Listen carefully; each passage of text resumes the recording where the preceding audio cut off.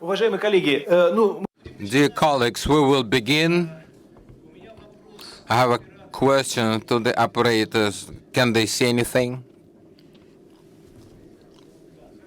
All right, good. Then, if you have a camera, please don't block the view because we have the video recording. Now, dear colleagues, we're glad to welcome all of you who selected our session, the best goals for the sustainable development, and ready to spend coming 2 hours with us. We have quite a lot of speakers. I think it will not be boring. I'll introduce myself. I'll moderate. I'm Andrey Margolin, Deputy President of the Presidential Academy and Director of the Institute of the Finances and Sustainable Development. Together with me in the panel, Mr. Kwon, Laureate of Nobel Prize of the Peace of 2007. We're glad to welcome him in our academy. For the last times, we see each other quite often, and always our meetings are quite interesting and exciting. I'm glad to greet Boris Porfiryev, academician of Russian Academy of Sciences, Director of Institute of the Economical Forecasting of Russian Academy of Science. This will be key speakers. We also agreed that the key speakers will make presentation for 15 minutes plus minus. The rest of the speakers, please keep your presentation within the framework of 10 minutes so that we can give the floor to everyone. And if necessary and have time, maybe we need some time for some Q&A session at the end. Actually, I think that we can begin, and I'd like to give the floor to distinguished Mr. Chung.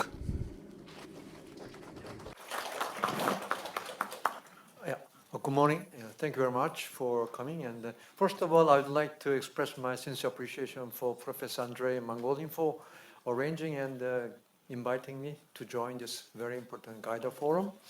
And as we turned out, we made a big misjudgment that the interest of our colleagues about social development issue.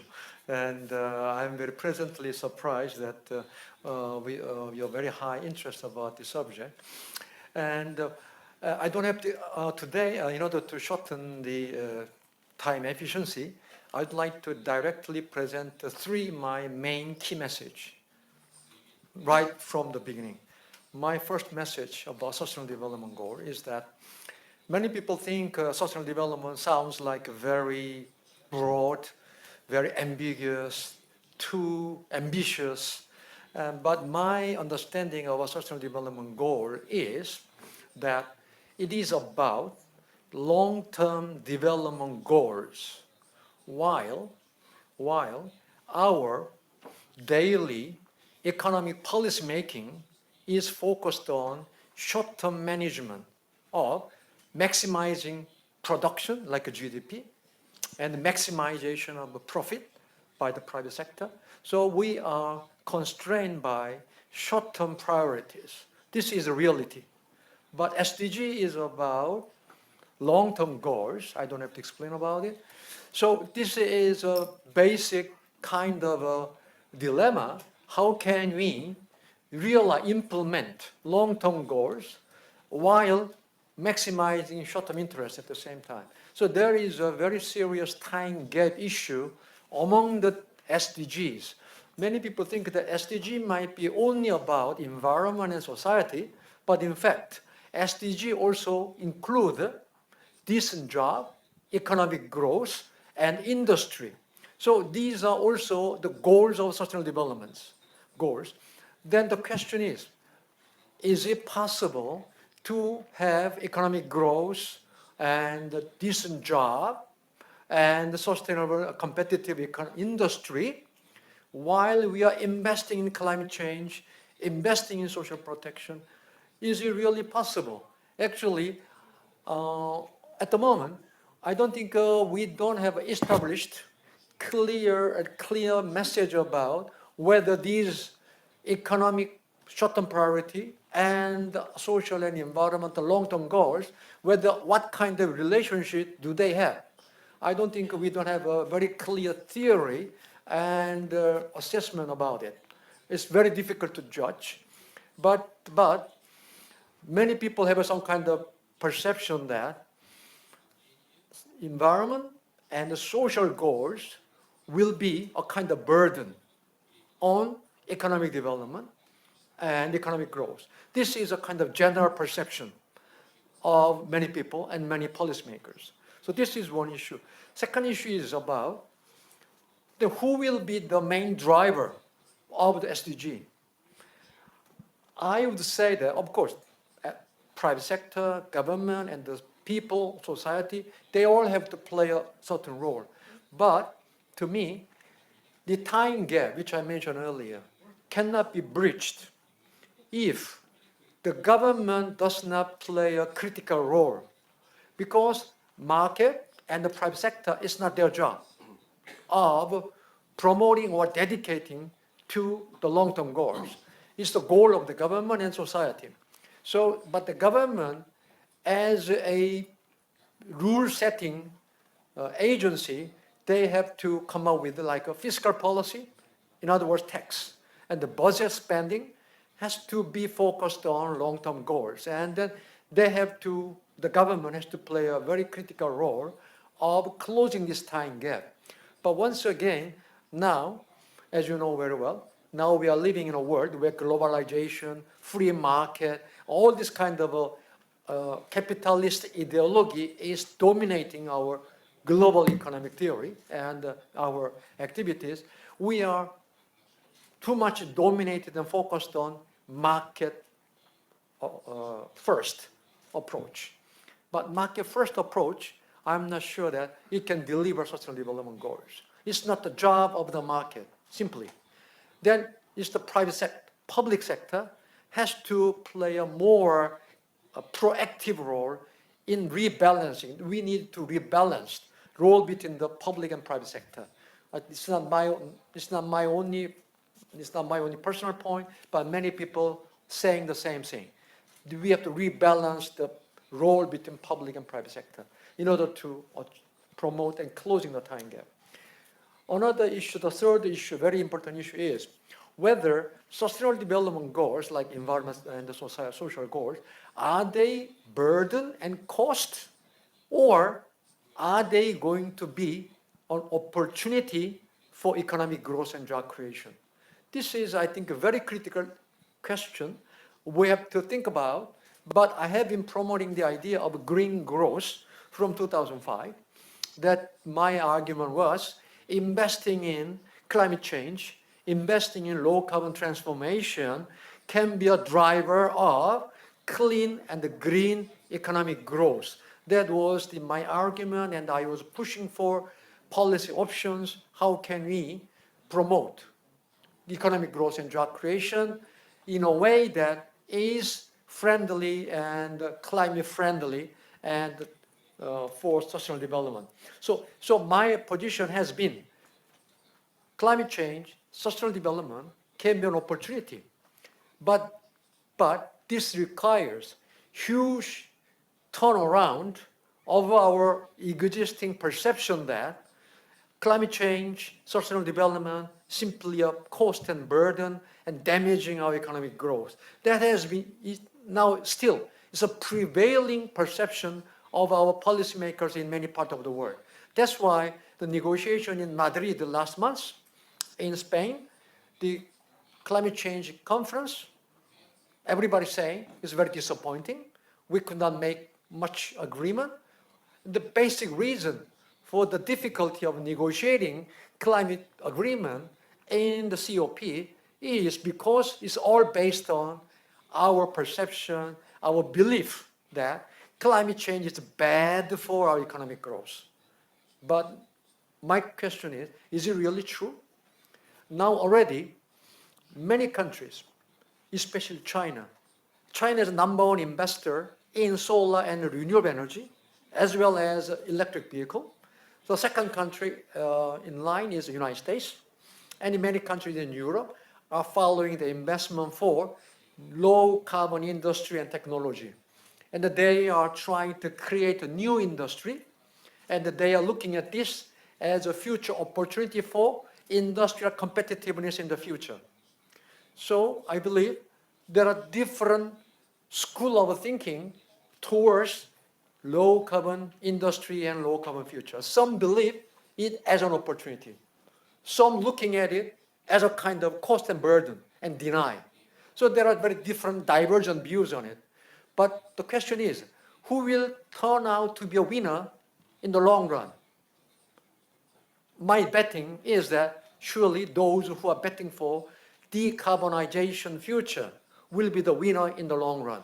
Not only for winning means not just saving the climate change, but winning means industrial competitiveness, job creation, economic growth. I'm sure those countries who are investing in low carbon transformation will be the winner for more jobs and more economic growth. So this is what I mean by that. But then in order to do this, many people are asking, is it possible? Can you do it? And what are the most critical part for it, factor for it? My answer is, we need social consensus. Now, it's not just a matter of money, it's not just a matter of technology. Even with the money and technology, if we don't have a social consensus and the social consensus to change our lifestyle and to change our structure of our industry, it will be very difficult. Even sometimes we often criticize the politicians, like Friday for Future, all this kind of demonstration by the climate campaigners. They are finger-pointing politicians and blame them.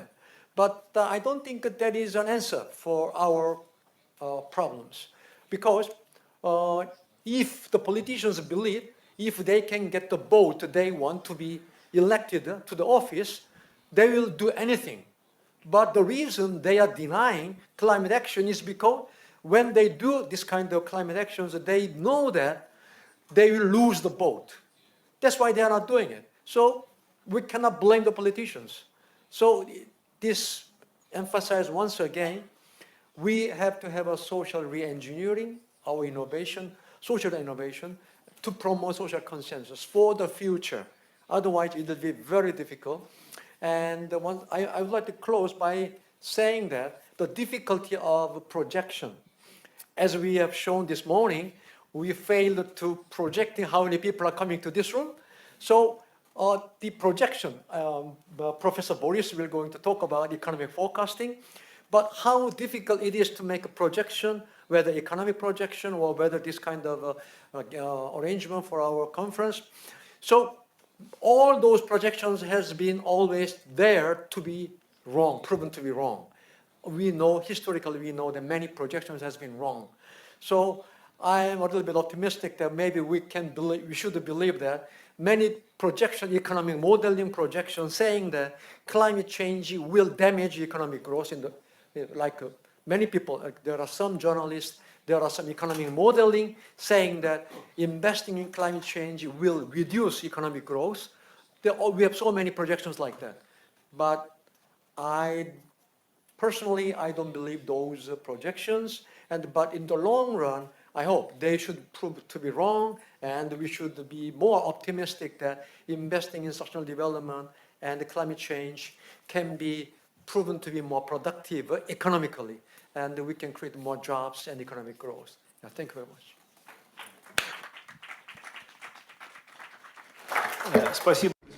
Thank you, Mr. Chung. We, all of us, always think about the optimal proportion balance between the role of the state and the market. So I don't think we'll be able to resolve this problem. But let me remind you the words of Nikolai Berdyaev, a Russian philosopher, who said that the state exists not only to turn the earthly life into paradise, but in order to turn it into hell. So, but it is with great pleasure that I would like to give the floor to Boris Porfiryev, who is one of the major outstanding specialists in the country in the area of sustainable development in the Economic Forecast Institute of the Academy of Science.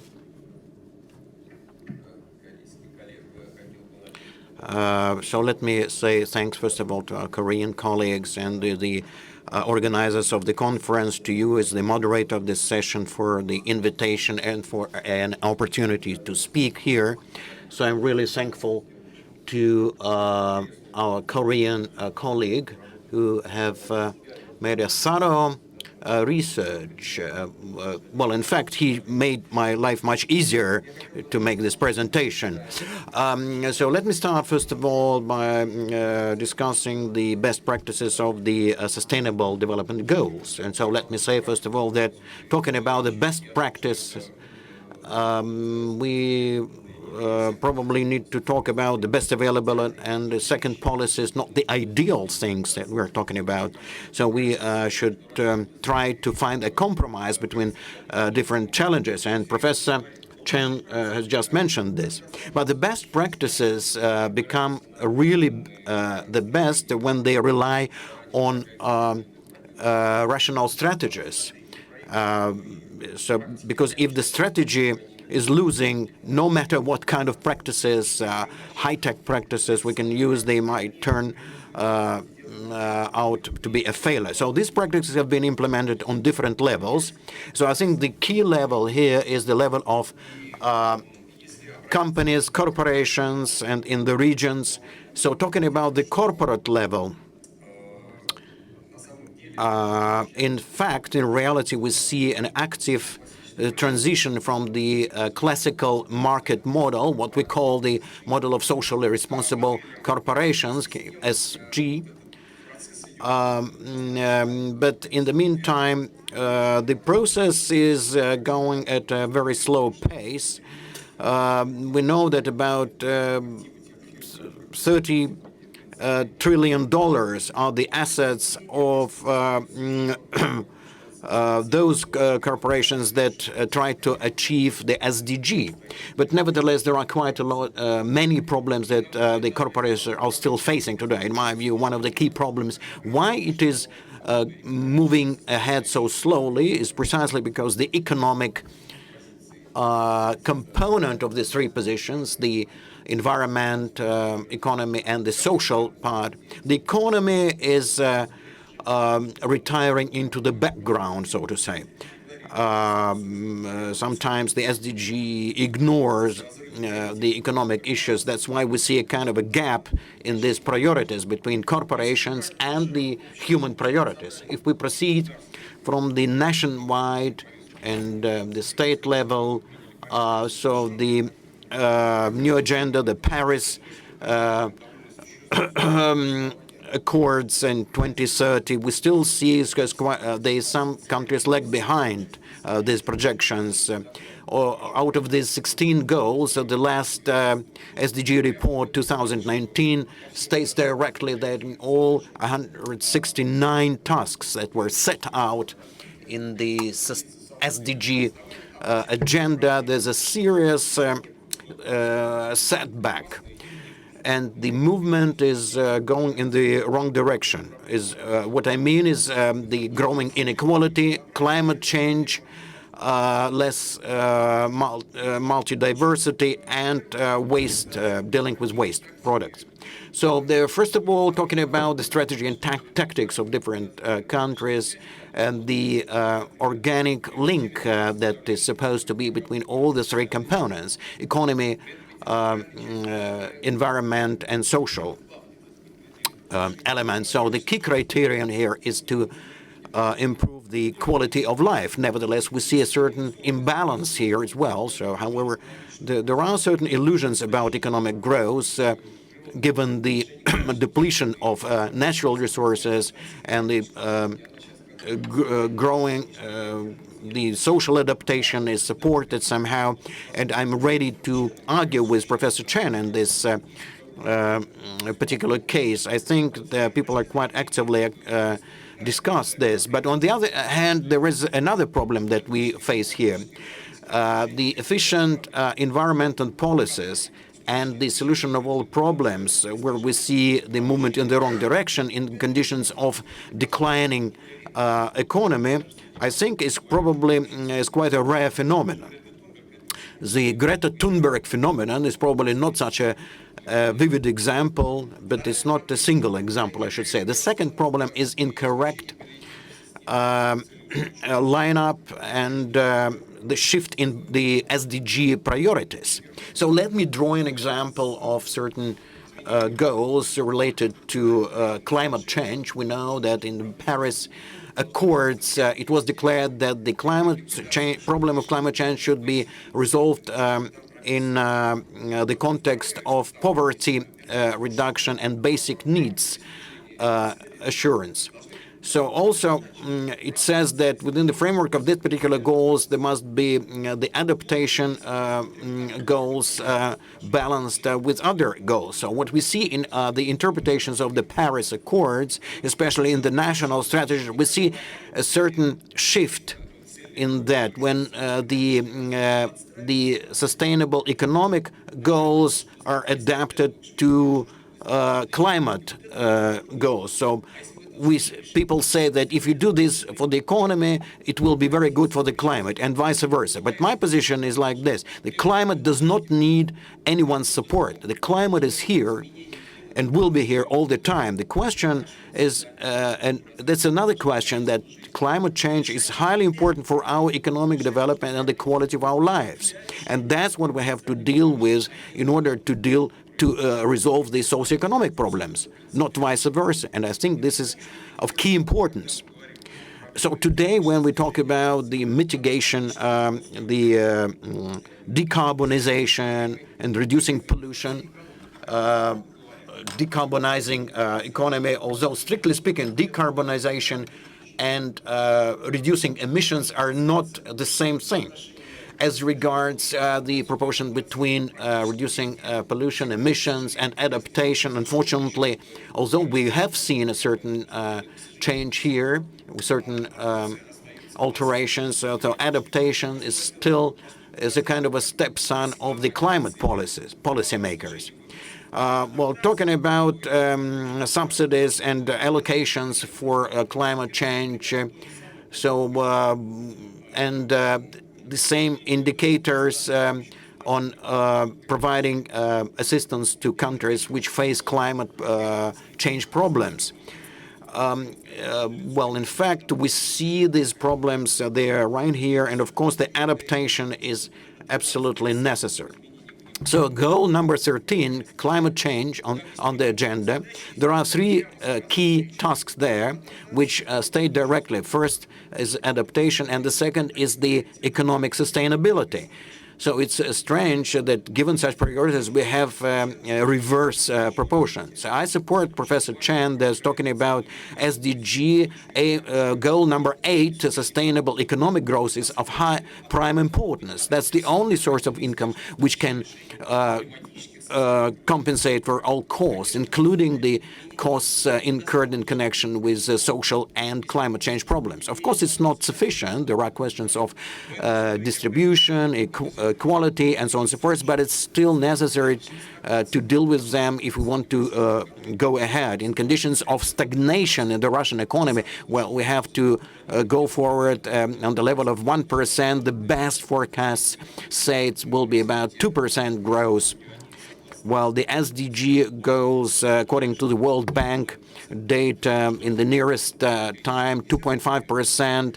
IMF will give 3 to 4.34%. So it's difficult to say that we'll have enough resources to deal with these problems. That's why in the midterm, not in the long term, as was rightly noted by Professor Chung, but in midterm, the primary role should belong to Russia in terms of economic development.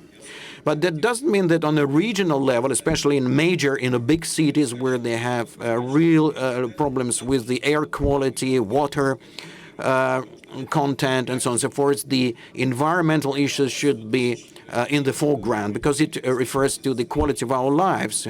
When we see the growth, the lethal rates and the death rate going up, it's not such as in China. It's the problem of climate change, definitely. So we need principal key changes in the structure of the economy, quality growth. The drivers should also work towards more investments in new technologies and the human capital, where questions of reducing the burden on the climate and the questions of adaptation adjustments should also play an important role. But here we should also talk about the R&D. Economy and knowledge is only 13% of GDP, but among our partners it's about a third part, between 30 to 40% with our partners. So that's why their growth rates may be secondary to them, but to us it's not secondary, it's of prime importance. I mean Russia. And in this sense, in Russian conditions, we cannot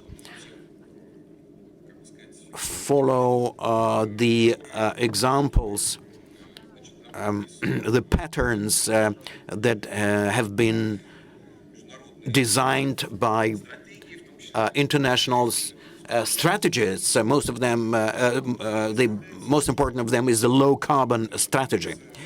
I believe that we should move ahead through investments in boosting investments in our economy, including in the energy sector, which needs a quality change. In fact, they have enormous resources of growth, first of all, owing to efficiency, which can resolve the both environmental and climate change problems. That's the question of increasing our energy efficiency, which is so far is 2-3 times lower as compared to other countries. So the question of gas generation and providing gas to the population, it's only about between 40 to 60% across the country. Well, of course, gas is much better than coal. So in this sense, we will be able to deal with the emissions problem, and gas will also ensure that we can move forward towards hydrogen energy. We shouldn't ignore nuclear power stations as well. So it's quite often they are not among the sources ensuring low carbon development. And even China, which is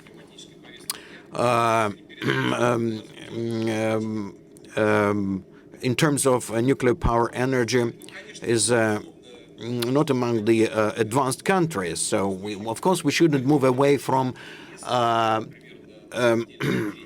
resumable energy sources, and of course 20% of the population needs distributed generation, power generation techniques.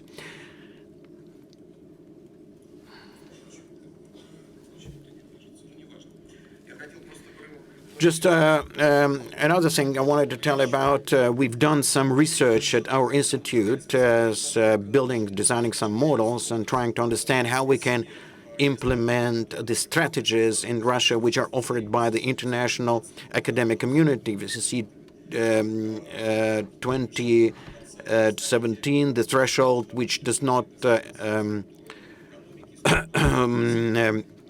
is not in excess of the figures that have been designed for the end of this century.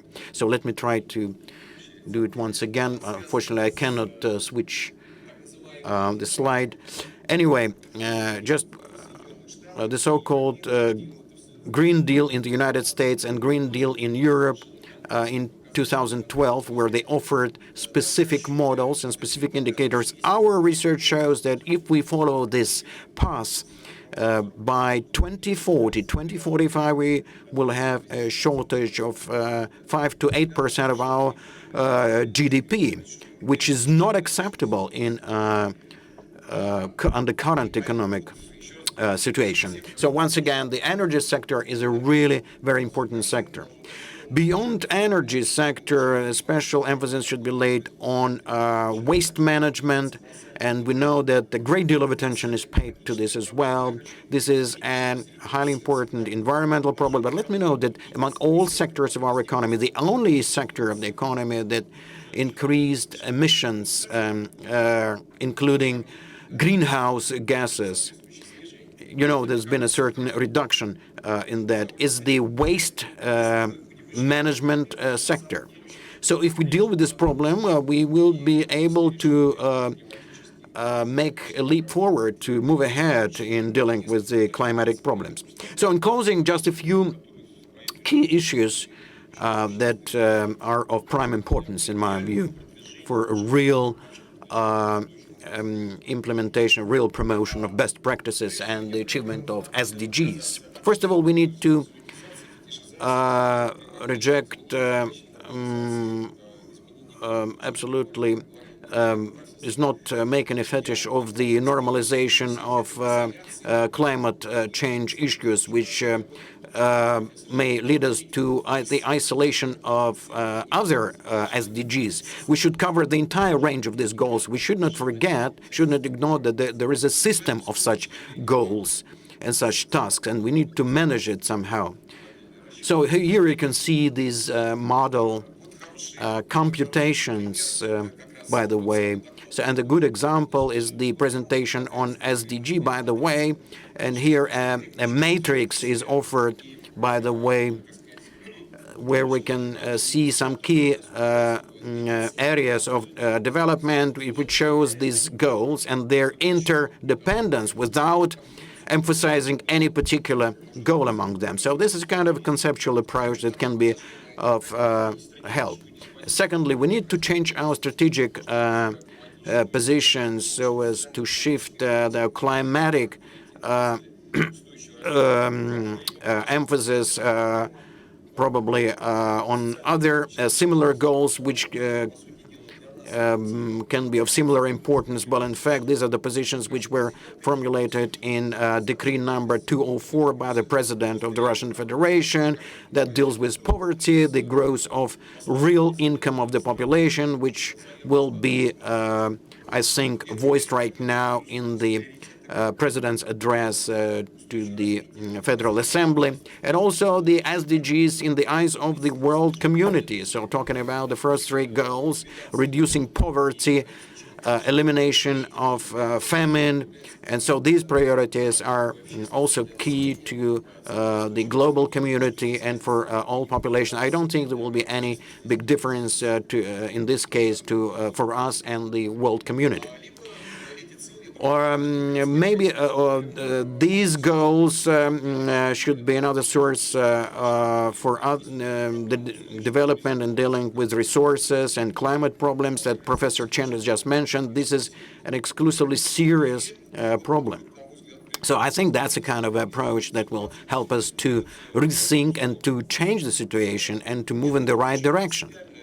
So let me emphasize once again that we're not talking about rejecting certain problems, including climatic problems. This is a serious problem, but it has not be resolved in such a way. As was rightly noted, we are moving in the wrong direction. So as to move in the right direction, we need to change the horse and the cart probably in their places. Thank you very much. Thank you, Boris Nikolaevich. Dear colleagues, long time ago, Vladimir Lenin said that any monopoly leads to the rottening. We didn't consider the case when monopoly is owned. The reason for saying this, I'll use monopoly of Moderator and give the floor to myself. And I'll say a few words regarding this problem that we today consider now.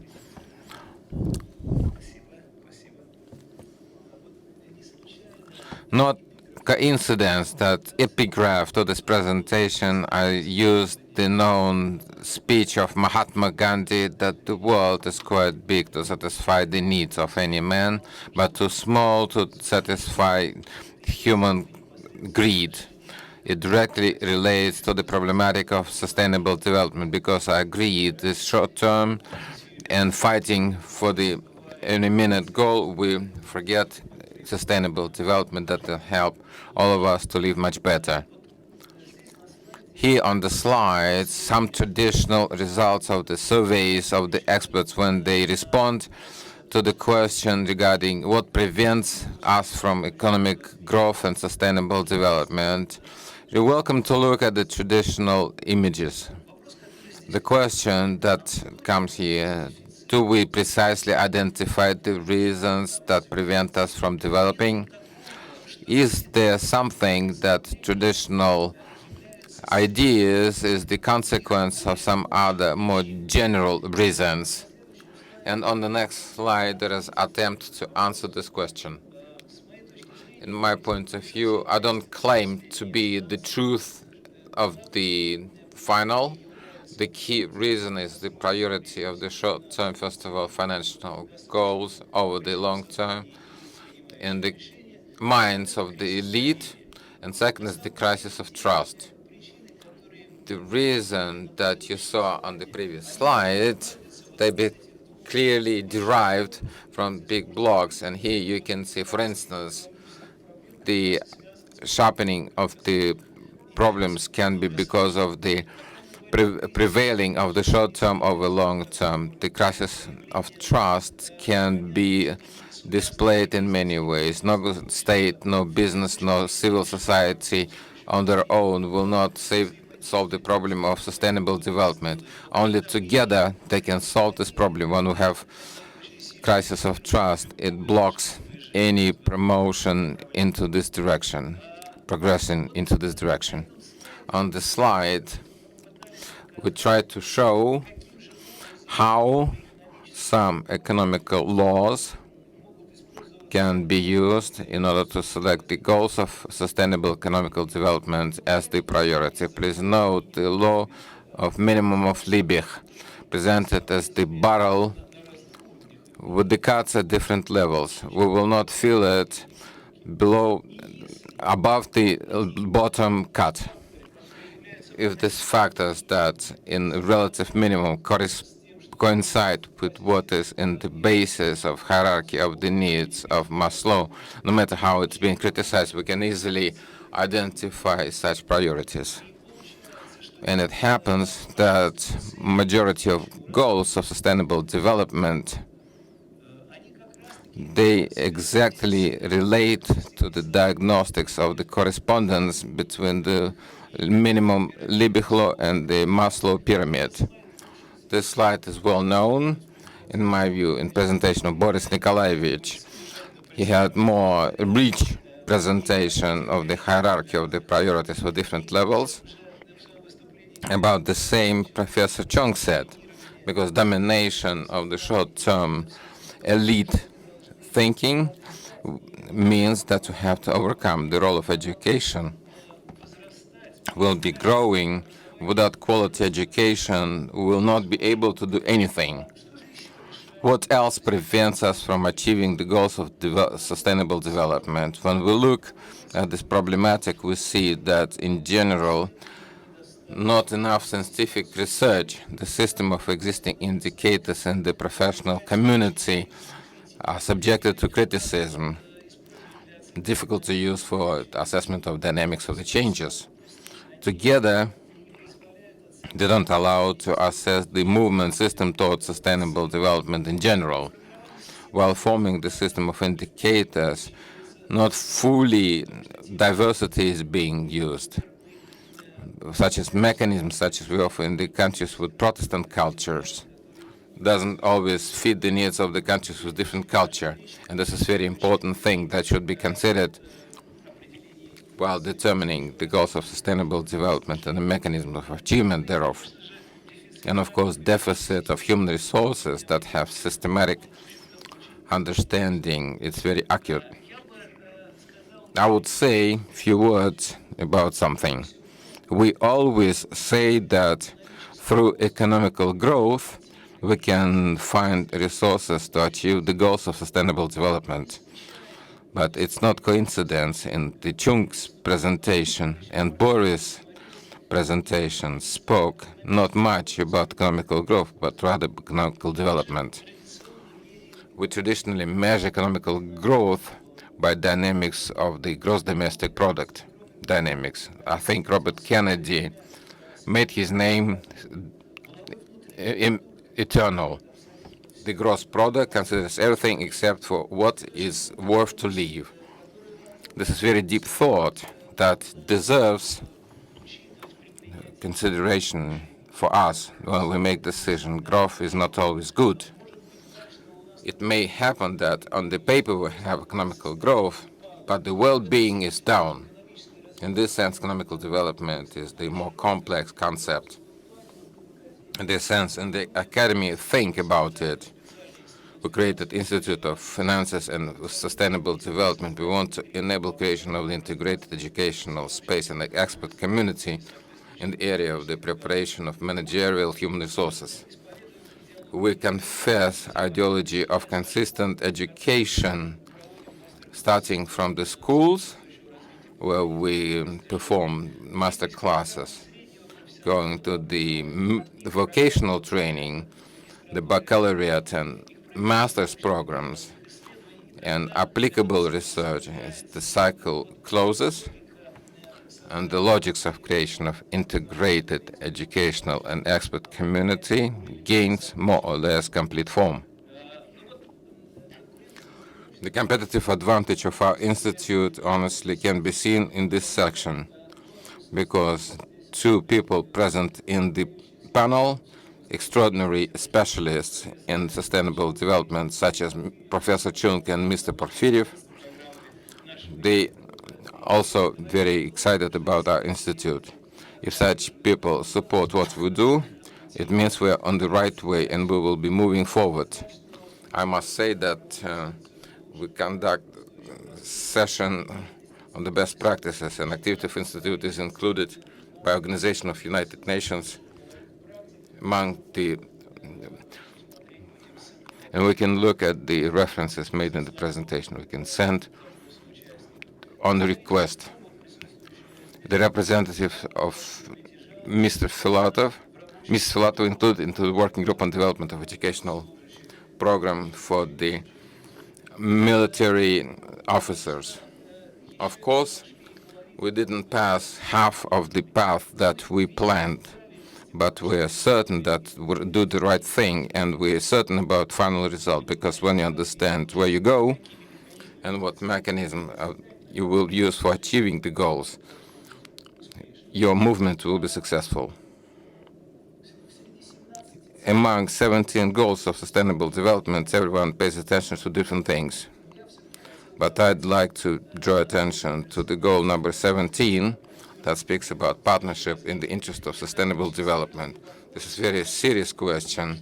Our deep conviction is that without partnership, we'll not achieve not a single goal out of 17. For this reason, we move forward, offering to broaden partnership and conducting joint research, developing and realizing joint educational programs that will allow to prepare, equip the human resources. Bernard Shaw said in the past, if you have an apple and I have an apple, we exchange, we have one apple. But if you have ID and I have ID, we exchange.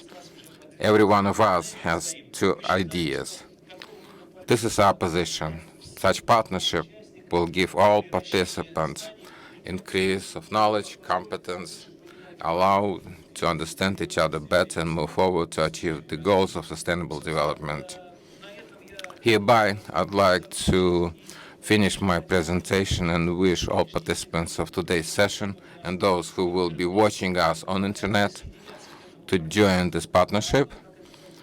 And how to promote this partnership, we'll have presentation of Sergei Semyonov, because he will be presenting the digest of sustainable development. It will happen every quarter. Thank you.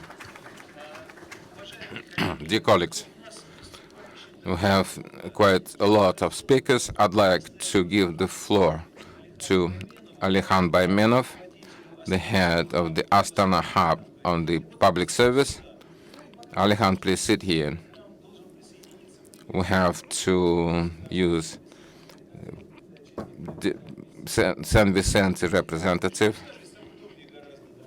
Alexander, please use the seat.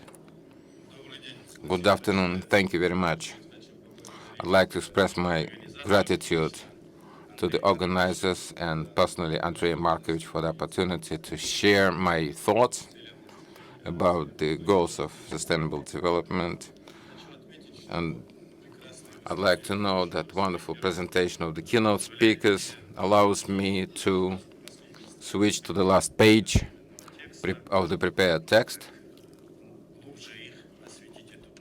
and give deep, you cannot give deeper explanation than they gave us. Based on my experience and mission of the organization that I represent, I'd like to touch three aspects that are shown as the questions in the materials of this session. First, they say that good politics starts from measuring. And certainly the indicators of achievement of the goals of sustainable development are very important. All the goals have indicators, and I am sure that UN conducts meetings dedicated to the achievement of goals of sustainable development, publishes the reports. And here I'd like to recall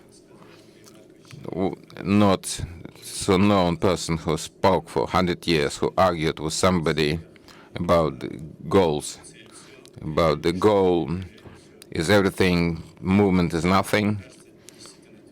It seems that movement is very important, but we have to consider that indicators of achievement of goals of sustainable development coexist with the other indicators. Every government has a national program, has national goals and national indicators. They can formally, literally not coincide with the indicators of the goals of sustainable development. But I'm sure that every prime minister coming here can convince you that their program fully corresponds to SDG.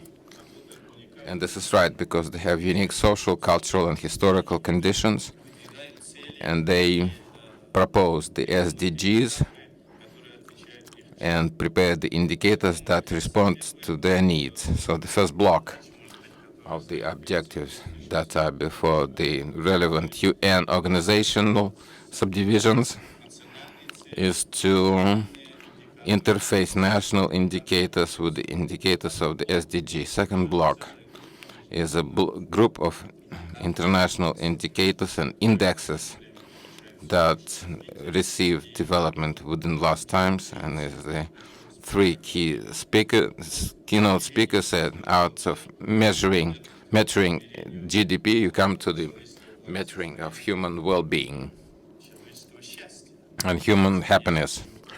We know that there is global happiness index, there's index of social progress, a number of the other indexes. It seems to me that what is important to create a venue under auspices of UN for meeting of the presidents of the institutes who develop those indexes and who work on deep study of different aspects of human development. And Mr. Ben Slazy, who is present here, knows Pedro Conceição, who this year was head of development of the index of report of human development. He and his team has done a wonderful job, and they noted that current stage requires total review of the metering system. I think this work can be coordinated by the United Nations organization. The next question said by the organizers, what state can do? Well, state, first of all, can do diligent work. The government is responsible for the electorate, before the people. It's important that politicians think wide. And although it's paradoxical, the first is the government should learn how to overcome the agency interests and have broader view.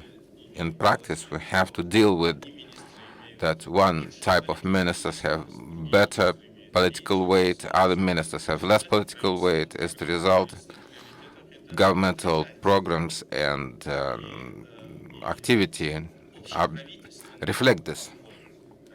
The general government approach with the head interest, such as human development, it is deemed as politically important.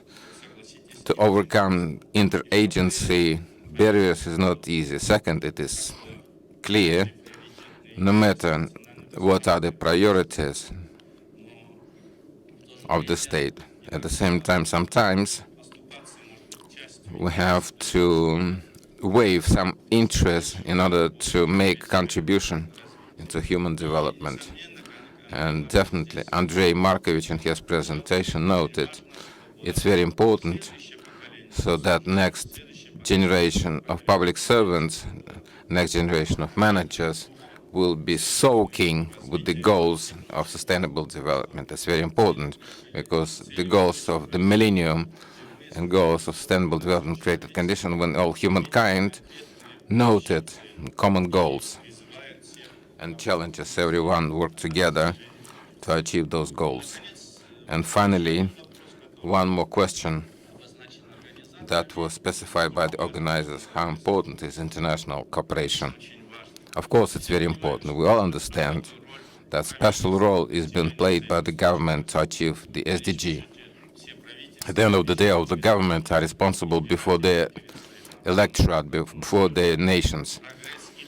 How much the progress of those of their countries corresponds to the liabilities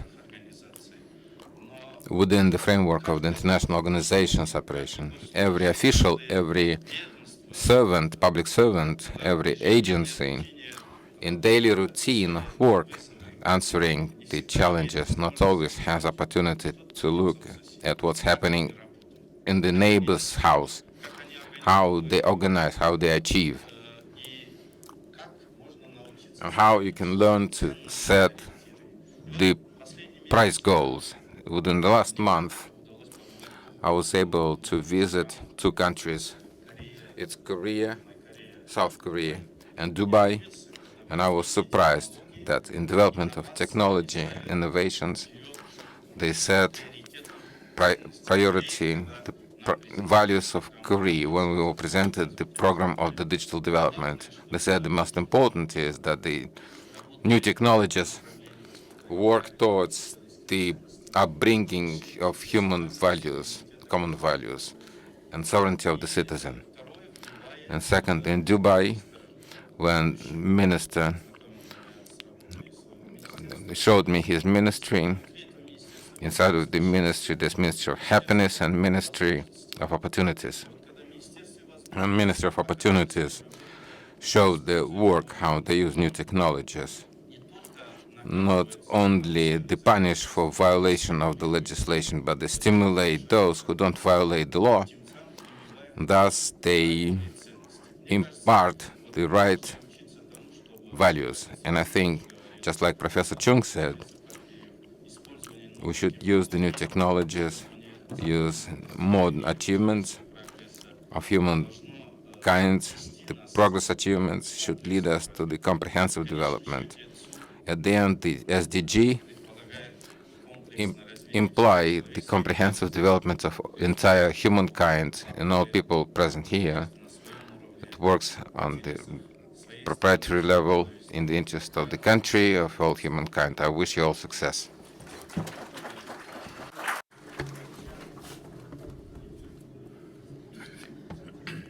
Okay. So far, I have not been confused. Dear colleagues, I would like to ask Mr. Yuri Nimitz, member of the expert committee of the United Nations Organization on the questions of state management.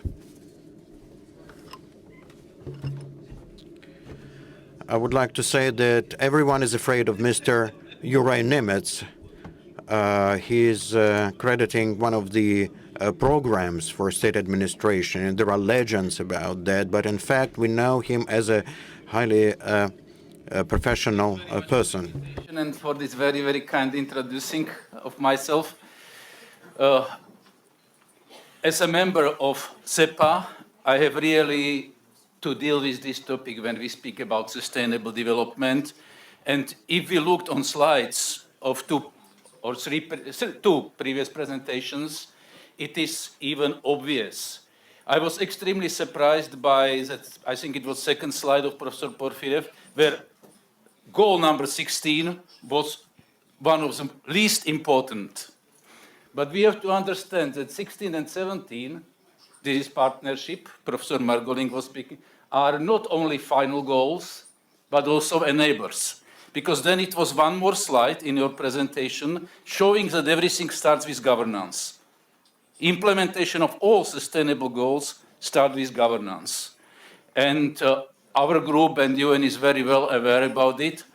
And you can see in 2000 2018, our group prepared principles of effective governance for sustainable development, and these principles were approved by Economic and Social Council of United Nations.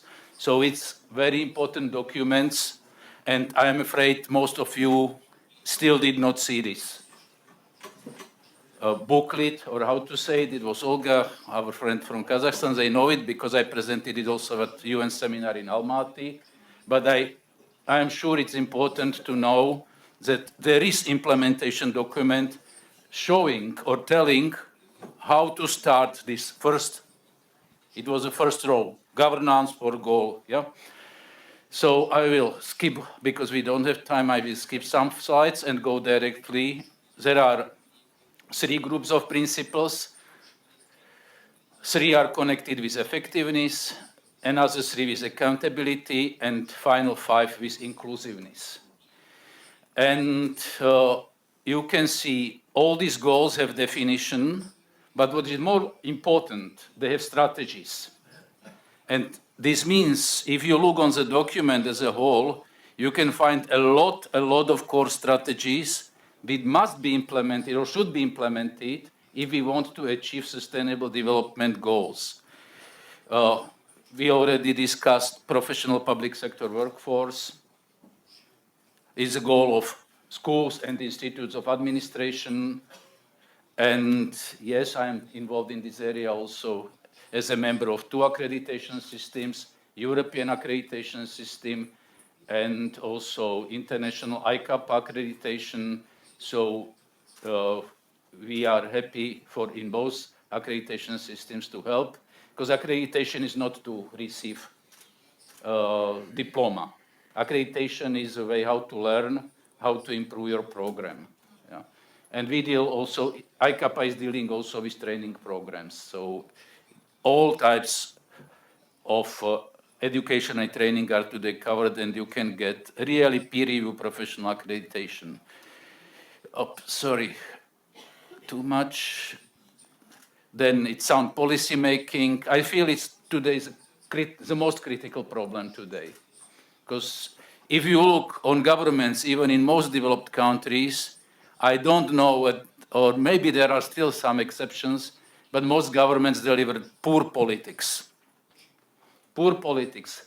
Even I would be proud that Russia has also some policy. But so-called our mirror or benchmarks, developed Western governments today, they switched from policy to politics. For European Union, I mentioned it also in Almaty, the most critical case of politics dominating everything is Brexit. Because if policy should, we call it in economics, we have something like Pareto optimum, and politics should achieve Pareto optimum, so improvements for all involved. However, Brexit means negative consequences both for United Kingdom and both for European Union, and I can say also worldwide. So it cannot be policy. And if you look on arguments behind Brexit and so on, they are totally misleading. So, yeah. Maybe one more remark. I will not comment all, it's impossible, of these core strategies. Science policy interface. We are at the academic territory today, and I feel it's very, very important task for universities and training institutes to be every day in everyday contact with governments. I have a lot of contacts in Russia, and again, if I compare Russia to my countries where I work, Czech Republic, Slovakia, you are in better position. Academia is more involved, especially in Slovakia. Involvement of academia in development, working with ministries, with central government is in many cases very, very limited. And then it means, and even in Western countries today focuses on academic impact. Everybody must have articles, publish or perish. Not so good for academia. Yeah. Silos, anti-corruption, even. Not much to say. We know it, we understand it. Maybe my last or second last remark, it's a lot of discussion about transparency. Yeah? you can see the first core strategy is proactive disclosure of information. But for our region, I have one specific expression, which is transparent corruption. Yeah, my country where I live is Slovakia, and we are on the top, more or less in the top of the European Union from the point of view of access to government information. We have even registry of contracts, so everybody can search for any contract, and service or good cannot be delivered if the contract is not already included in the registry. But our corruption is terrible, because if there is, if people don't want to combat, so if they tolerate corruption, there are very good academic articles showing that problem in our region is tolerance to corruption. So we know that it does exist. We even have data about corruption, but that's all. And maybe I was thinking, last remark, rule of law. Rule of law. The illness of our region, we have too much law, and we don't respect it. Yesterday, when I arrived to Sheremetyevo, the aircraft were still moving, and people already started to stand. Even if they create complications for themselves, the respect to law is limited. So I think it's enough because the time is over. Thanks very much for your attention, and the document is available for everybody. Well, really thankful to Mr. Nimitz for such a bright presentation. I did not quite understand all the things he mentioned. Corruption, I've never heard such word. We do not have such phenomenon in Russia. We don't have this, as you know.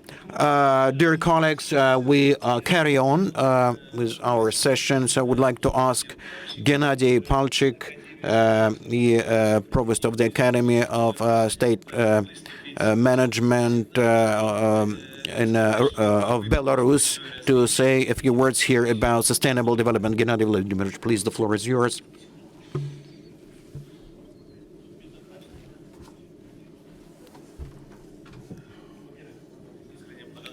First of all, I'm thankful to the organizers for a chance to participate in this session today.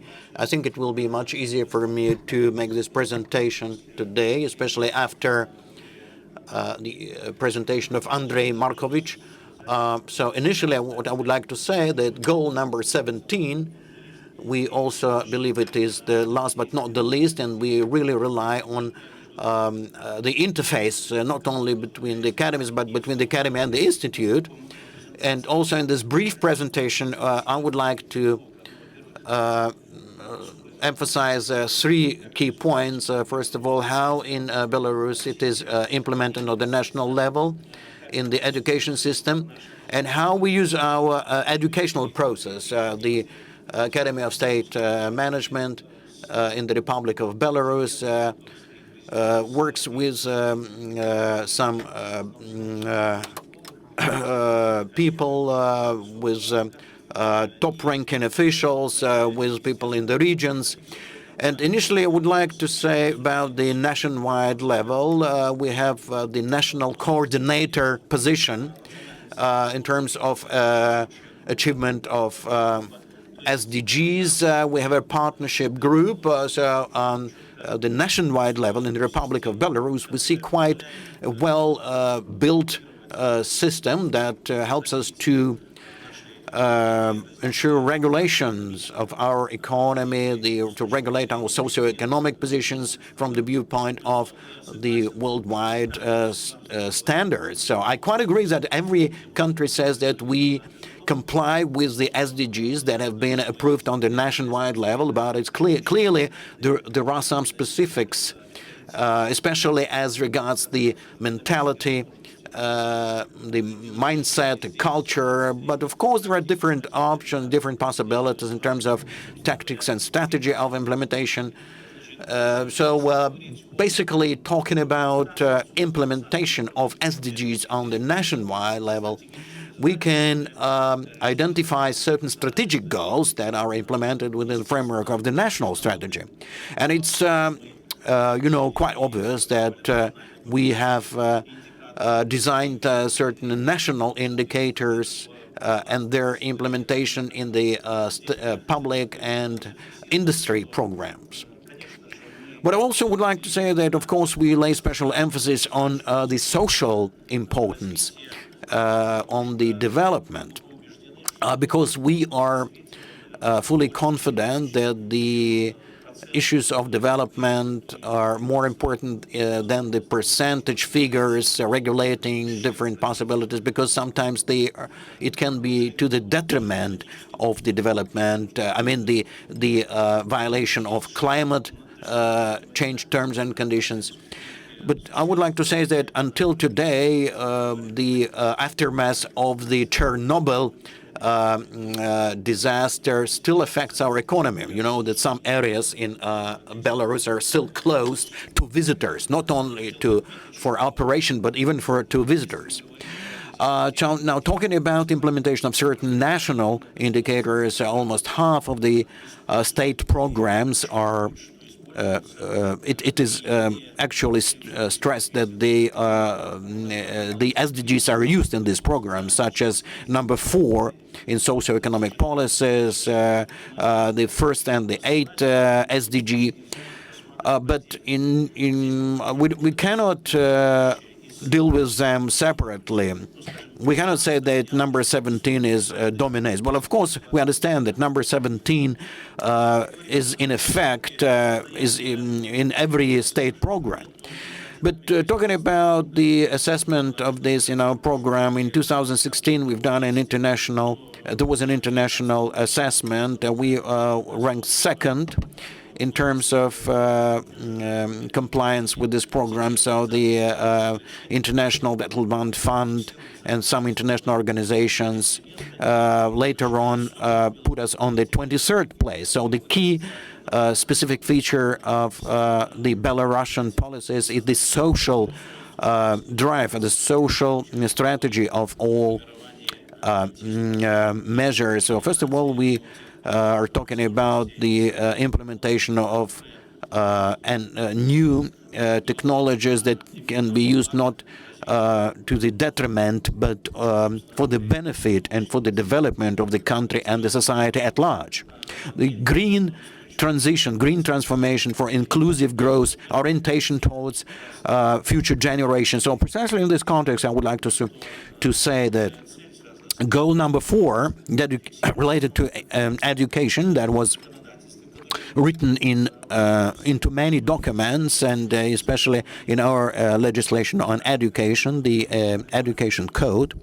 As Andrey Markovich has said, we are preparing an update of our educational standards. But let me note at this point that to consolidate specialists in the area of professional education, we've also we've also tried to make sure that this goal is compliant with the activities of all ministries and agencies in the area of education. Talking about this, it's a very compact structure that ensures good training and personnel training in the area of state management. So the training is implemented virtually in 3 areas: the management of information resources. It's a kind of a three-edged approach. As we work in accordance with the system, we prepare bachelor degree students, professional training of some students, vocational training, bachelor degree, postgraduate, PhD course scholarships, and we pay special attention to the retraining and training of specialists for the top management of our country. As I said, our academy is not big in size, so our approach towards this work as regards the training of future managers, state managers, relies on the results of testing and the competencies of those who come to us as we prepare our educational programs. As an example, I would like to say once again that all the 17 goals should be communicated to all the students who go through the training in our system. For example, for students in the local government bodies, there are 7 goals have been registered in our educational programs, especially for the chairman of village council. So talking about municipal bodies and district executive committees. So the emphasis here is on specific goals that are specific to their areas of activity. So, and would like to stress at this point that we're talking here not only about strategic and theoretical issues, but also about the use of knowledge in practice that help us to implement in the local community the implementation of the goals in review. And goal number 17, we really count on such conferences and joint meetings that they will be implemented between our academy and your institutes, taking into account such scientific managers. So thank you very much indeed. Dear colleagues, now just a few words. We are expecting Prime Minister of Saint Vincent and Grenadine, Mr. Raul Gonsalves. But now just a few words before that. We are always saying that the sustainable development is a kind of a three-edged task. But in the Commonwealth of Independent States, there's a number of basic organizations in various areas of knowledge and the environment. The basic organization is located in Belarus because there is a special university that is involved in the implementation of this function. So it's actually we believe it's really important for us, this partnership, and we think that we will develop it further because as all of us think, without goal number 17, it won't be possible for all of us to achieve all our goals, all other goals. So shall we give the floor to the next speaker, or shall we wait? The next speaker? Okay, so let me then, let's carry on, and I would like to give the floor now to the rector of the Narhos University from Kazakhstan, Mr. Andrew Vachtel. Please take your seat here.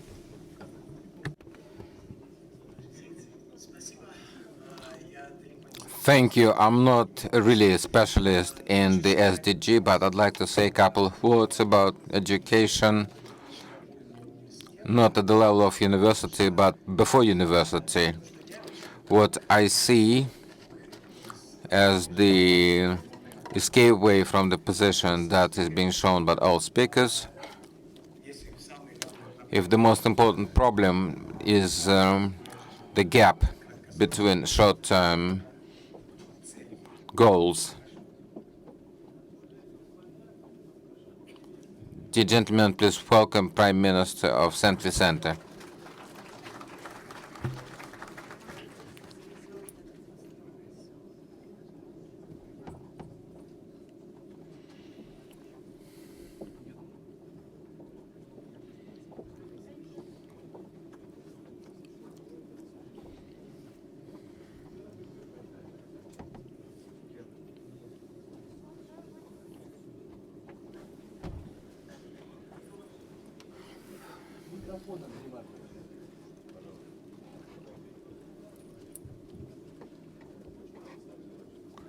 Please tell him that we need microphone.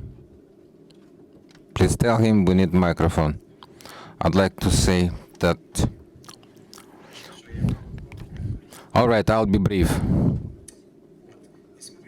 If we talk about the gap between short-term goals and long-term goals, of which it was stated quite a lot about many people, if we think how to close the gap, if we look at our students now and the students of the today's schools, for them such gap is rather bigger than for us, I think.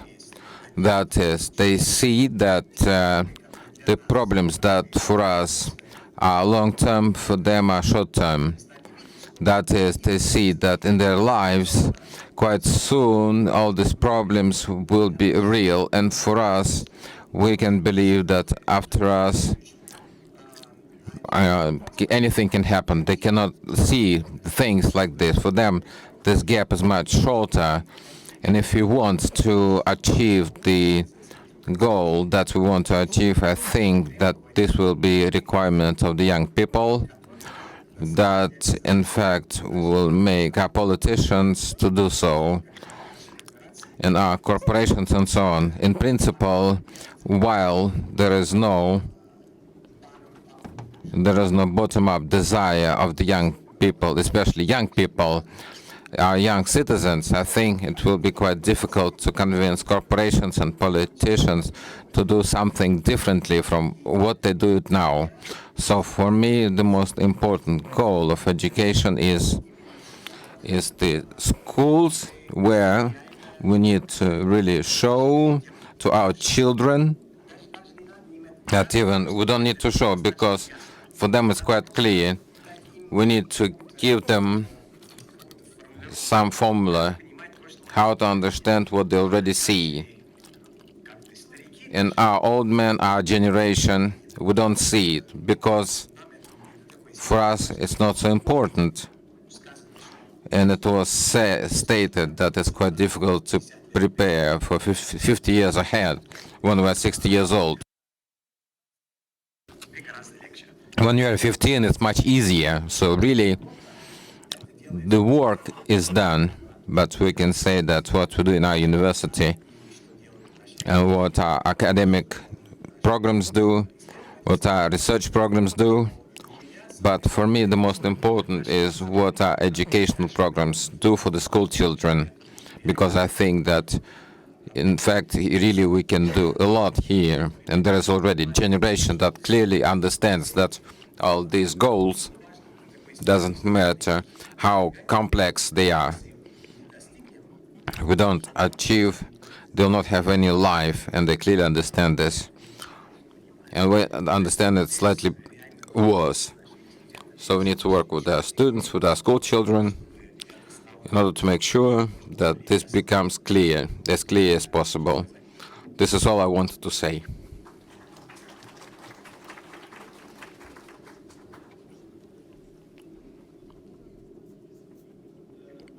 Dear colleagues, I think that is appropriate to ask His Excellency Mr. Ralph Gonzalez to say a few words about the problem of sustainable development.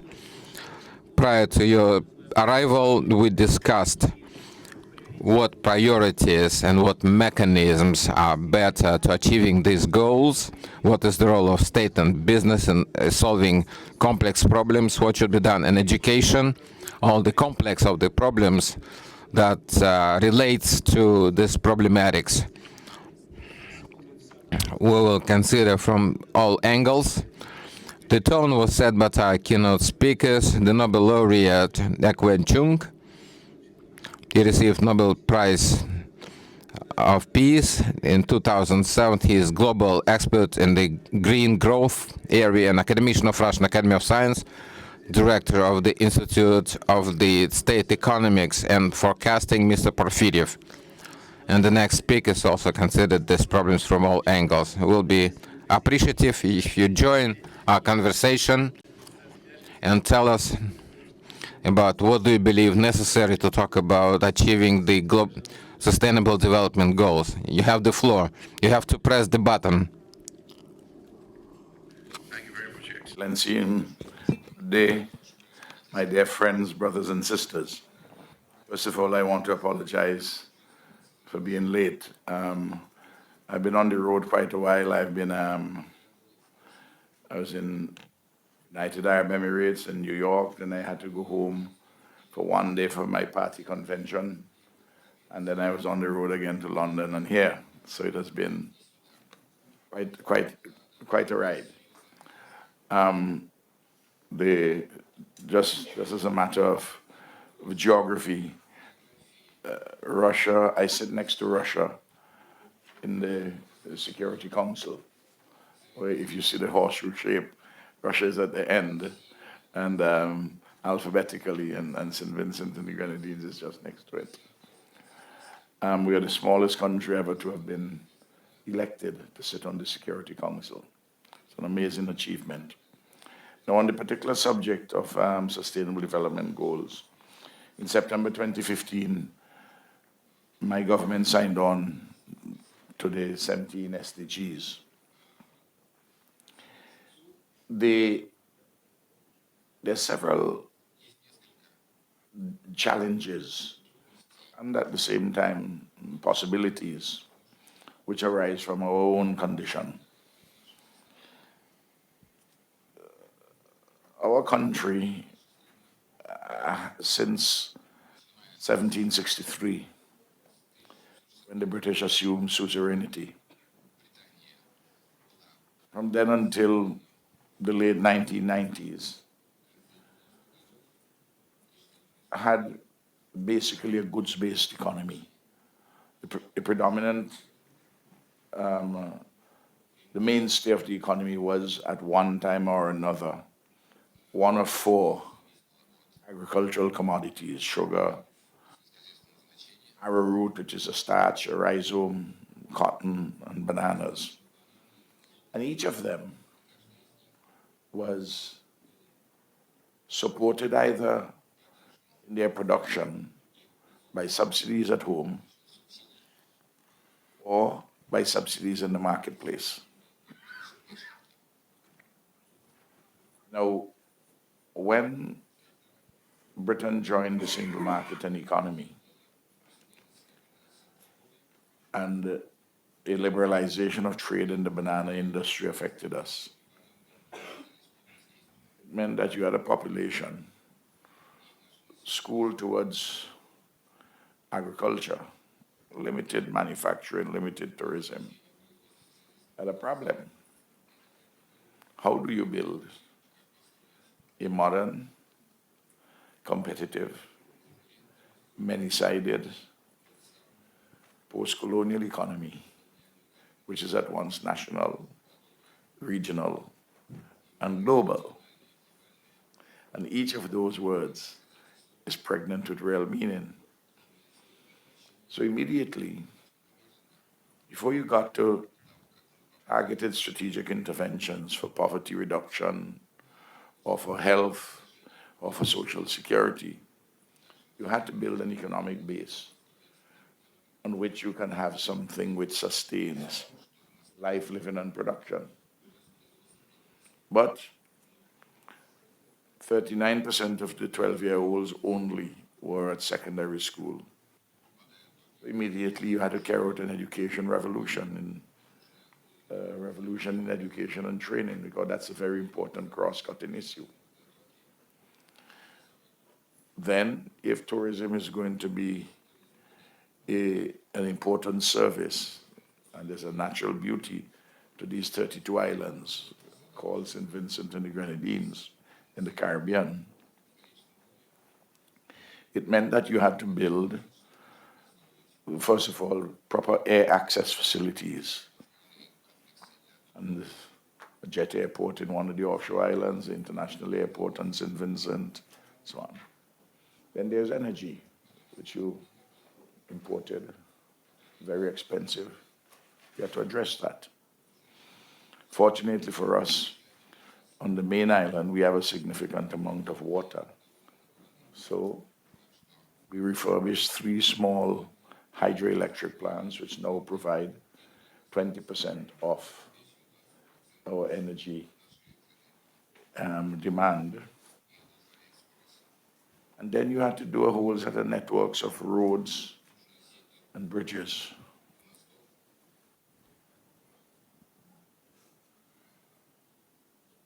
You had to build alternative economic structures almost from scratch. We, at the same time, instituted a series of targeted strategic interventions to reduce indigence from 1/4 of the population, from 25% of the population, is now under 5%. And we had to strengthen the social safety net for the elderly and for persons who are disadvantaged and marginalized. And we advanced a series of homegrown solutions. For instance, in the educational system, we established a school feeding program, which was successful. In fact, it's a model in our part of the world. You do it, you're successful at it only because you involve the parents and grandparents of the children, many of them who are farmers, so that they can supply food to this particular program. Then, in order to absorb a lot of young people, we had a specially targeted youth employment service program and attach youths to several different enterprises. Essentially pay them a stipend as part of for them to learn skills and to do useful work. Critical to all of this is one of the, which is not often spoken about, how do you fashion the partnership? Because one of the sustainable goals is to fashion an efficacious partnership between yourself and other countries in the world. So we began to push for a deeper regional integration movement. And we have made tremendous advances in that regard. Historically, my country basically was anything North America or Western Europe said was perfectly in order. At least that's what the political elites of the time thought. Along came my party, and we began to restructure our external relations. We still kept our traditional friends, but we built the links with not only our neighbors in CARICOM, the Caribbean community, but with Cuba and Venezuela and Mexico, and we built it with African countries.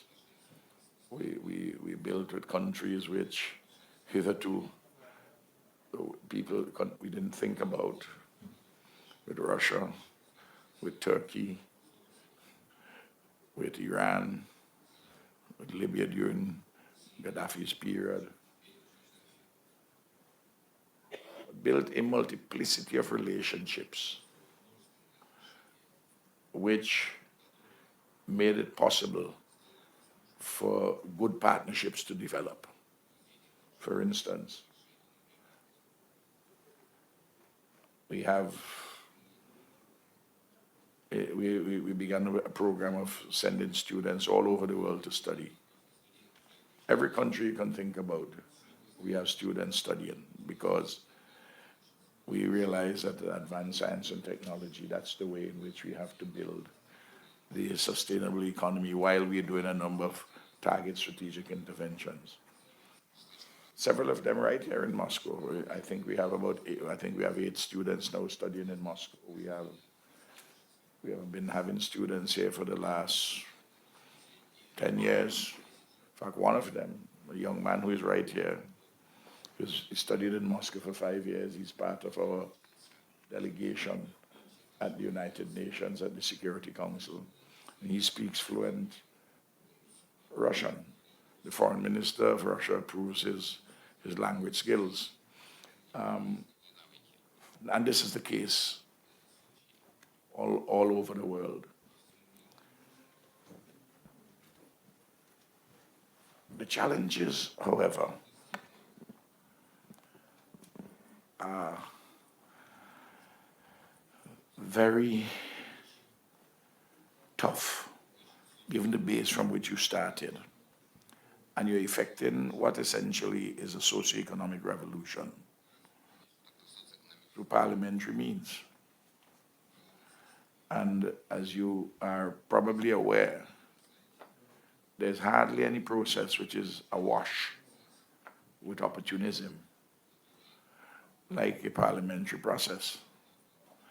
And it is very difficult to effect the change through those means. But of course, once you effect the change, because they have a popular rather than a commandist basis,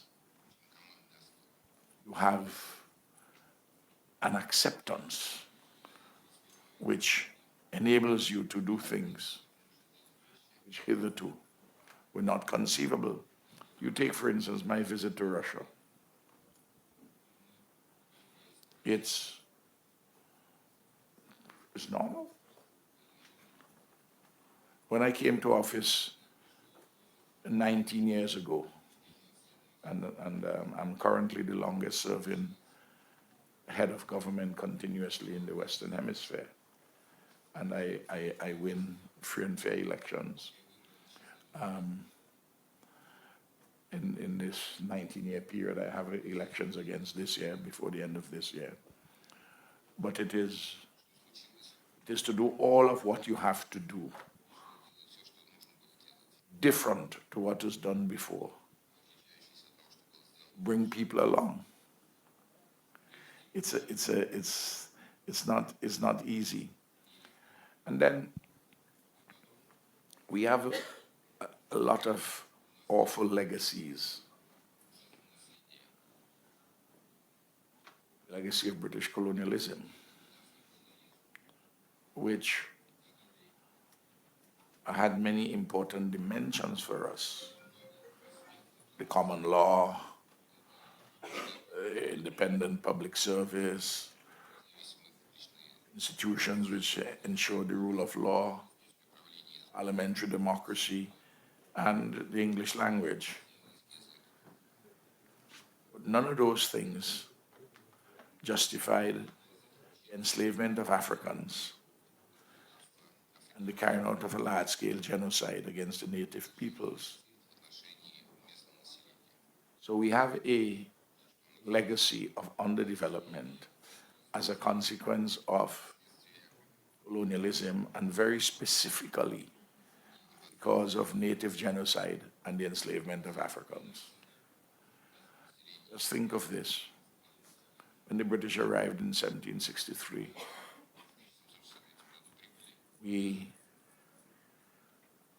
there began, between them and the indigenous people, a war which lasted, a guerrilla war by our people, which lasted about near 40 years before the indigenous people were defeated.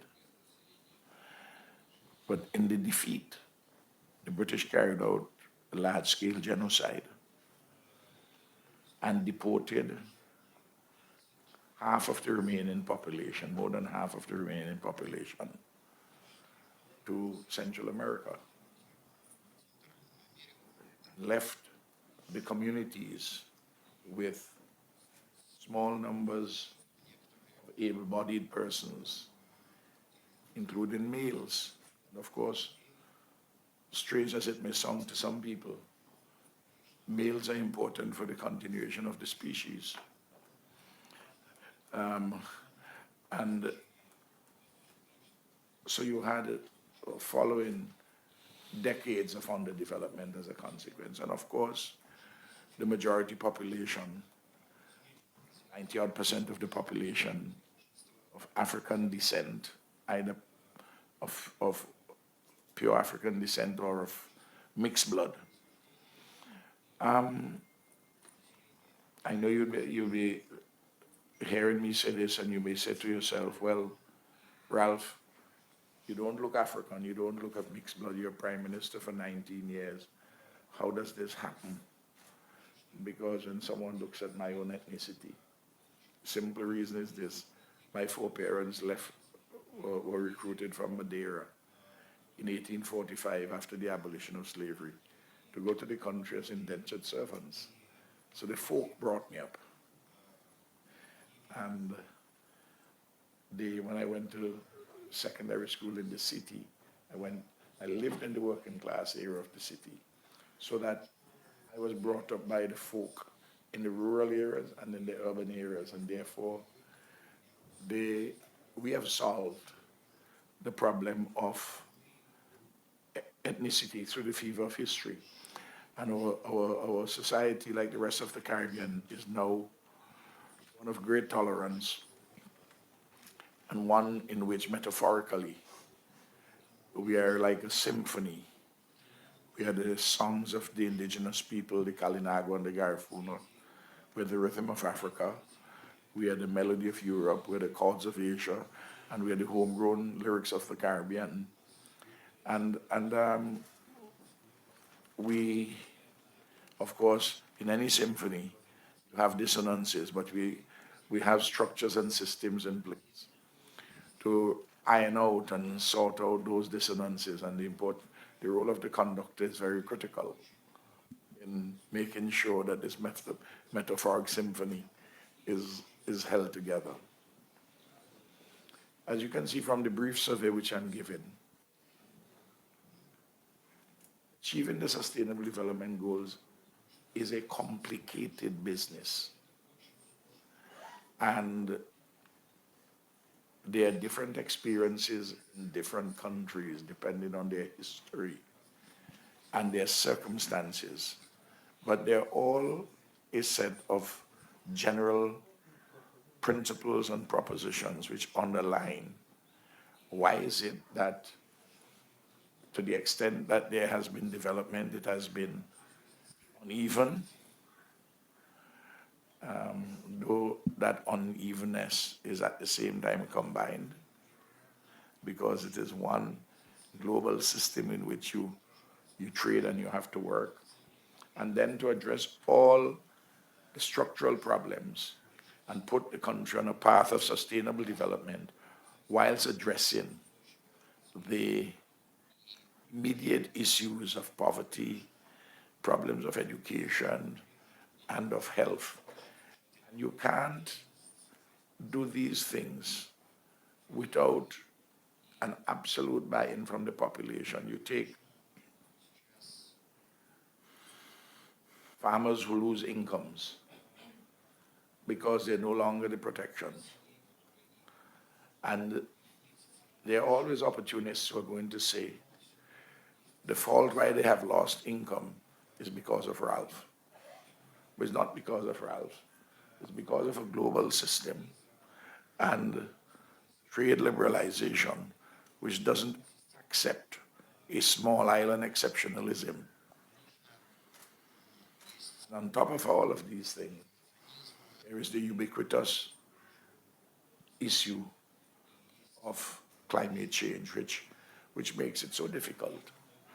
And we'll talk more about that tomorrow. I understand there's a program on subject on that. When I came to office in March 2001, about 10% of our public debt is connected to issues touching and concerning climate mitigation and adaptation. Now the number is closer to 60%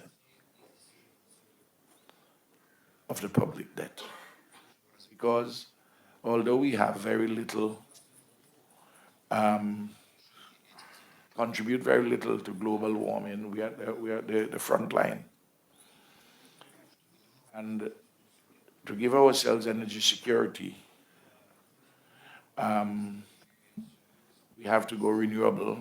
We are doing solar, significant amount of solar.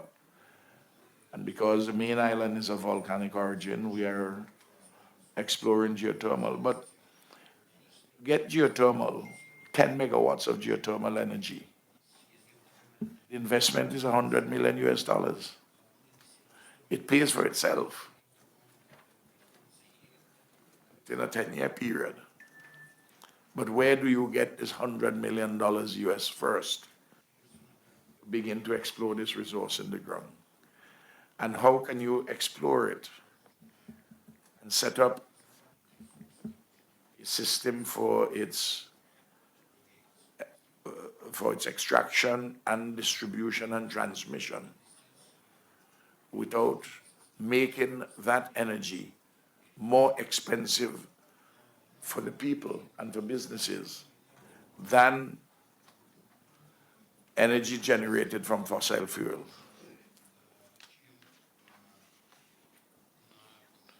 And then, problem for sustainable development is our conception of time. You know, I have been around long enough. I'm an old man. I'm 73 years old. I'll be 74 this year.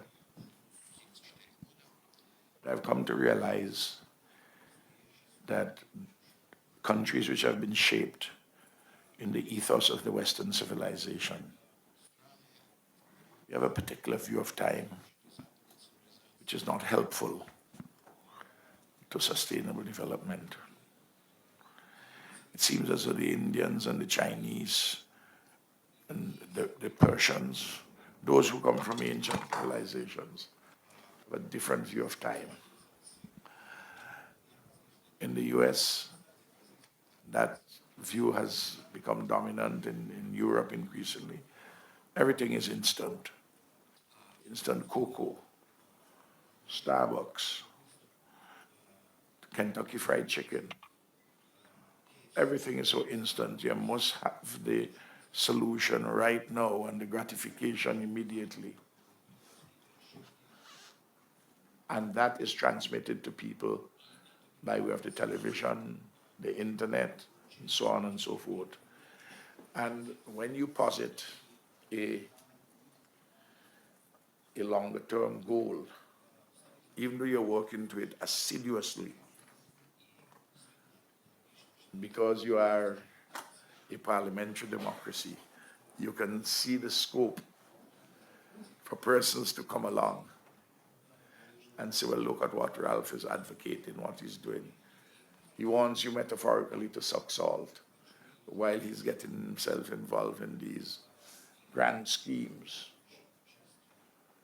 So the education of the people, the political education of the people becomes very critical in this many-sided process. Of course, you can't do it any other way than that. If you do it in a commandist way, you will rule by fear, and you will get very little accomplished.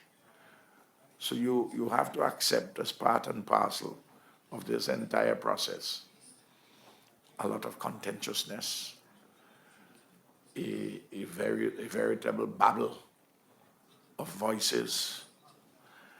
And through this whole discourse, to distinguish between what is the main event and what is a sideshow. Even the great United States of America now, you see that there's some difficulty by the electorate in distinguishing what is a sideshow and what is the main event. and that multiplies with everybody on the cell phone and so on and so on and so forth. But we are making progress.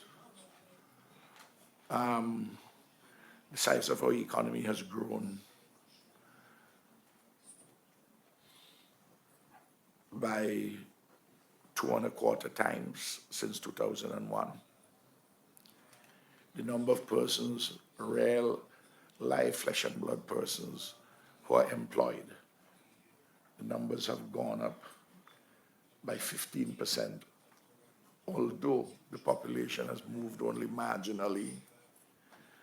We have solved the problems of access to electricity for the bulk of the population, water, solid waste disposal, the basic things in life. But the journey is still not yet anywhere near complete. And there are just more and more things to do. Like the education revolution has to be deepened and broadened. While we have solved many of the public health problems, like for instance, children statistically, I have 100% of the children immunized before the age of 5. I see in the United States of America, even intelligent communities, they believe in, not in science, but in some kind of absurd idea that to provide immunization for children would make it worse for them. Well, that's not what the science says. But to get people to believe the science, to accept the science really, which is all part and parcel of this process of sustainable development. Now, I've written a lot on the subject. You can go on Amazon and see some of the stuff I've written, and the last book, which has come out, which I've written, is called The Political Economy of the Labor Movement in St. Vincent and the Grenadines. And I always like to look at the political economy from the perspective of labor. It's not the only perspective, but it is one which, for me, yields rich dividends. Thank you very much. I've taken more than your time already. Thank you for your generosity.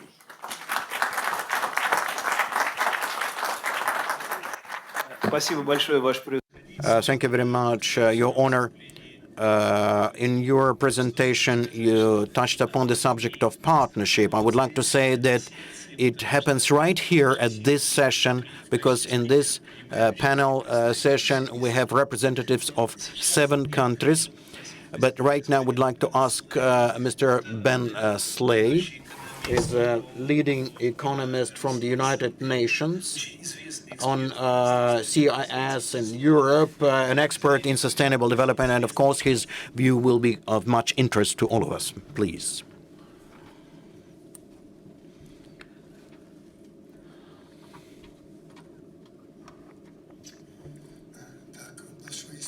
Thank you very much, Mr. Moderator, for this opportunity to speak here. Let me start saying thanks for the invitation to participate in the forum on the UN Sustainable Development Goals. Unfortunately, Professor Himsteiner was unable to attend. However, I have an opportunity to refresh my Russian language skills, although I don't want to test your patience speaking Russian. I don't want to attack your ears with my low-quality Russian. So, with your permission, I will proceed in English.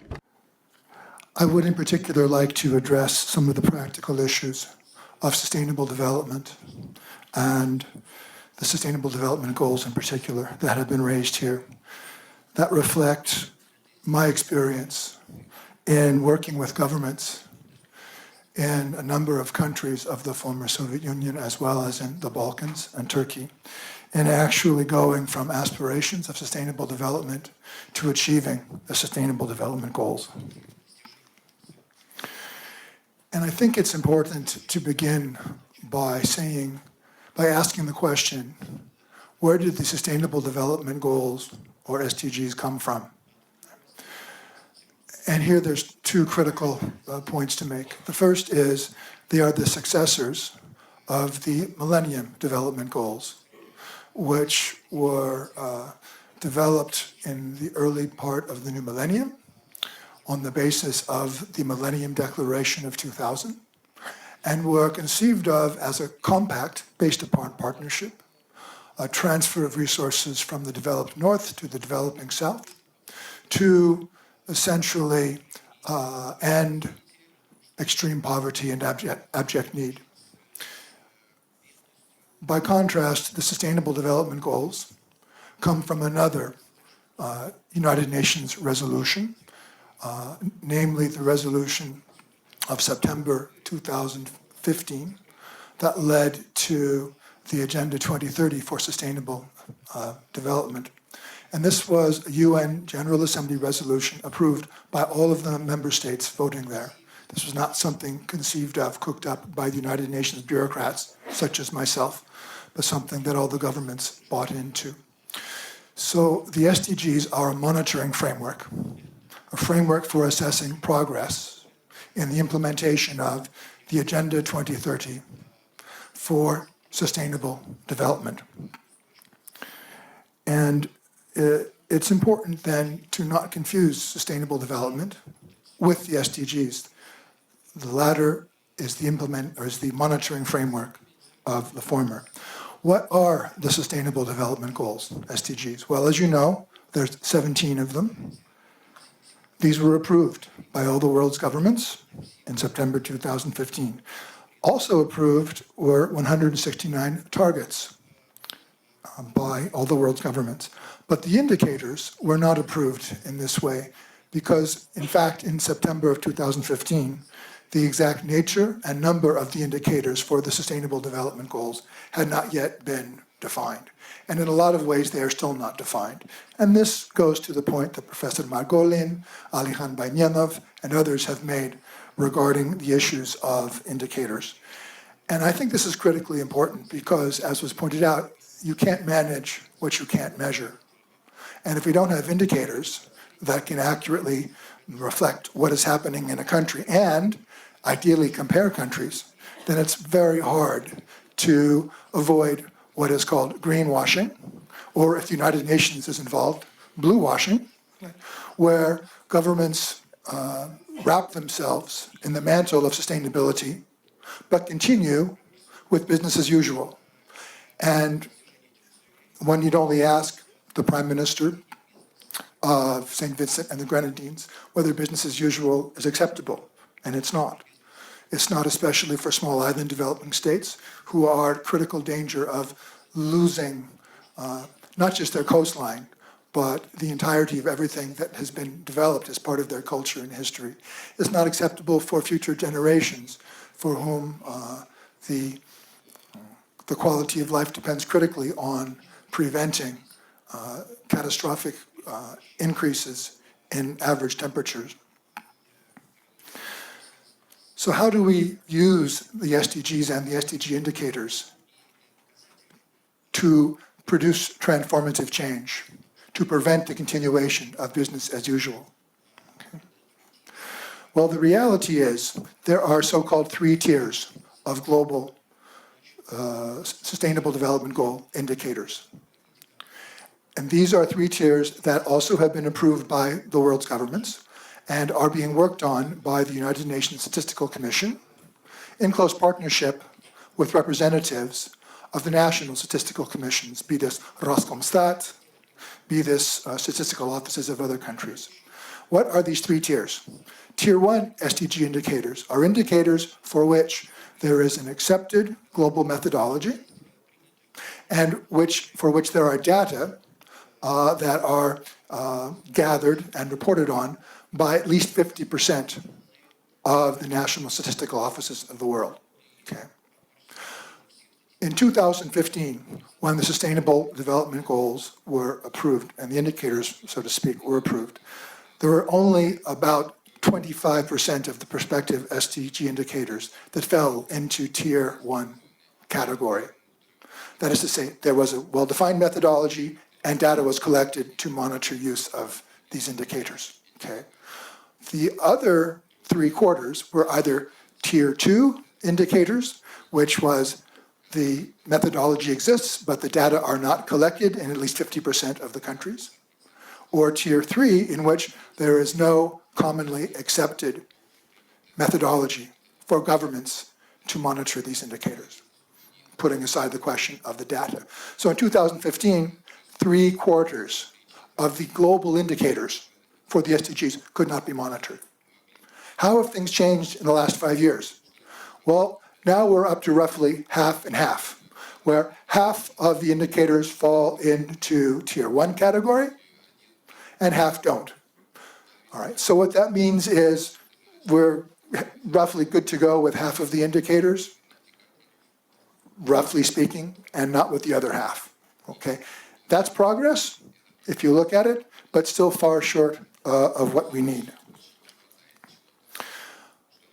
Now, it has been mentioned, including by Господин Байменов, that governments are nationalizing indicators, applying not just the global indicators, but adapting them to their national realities.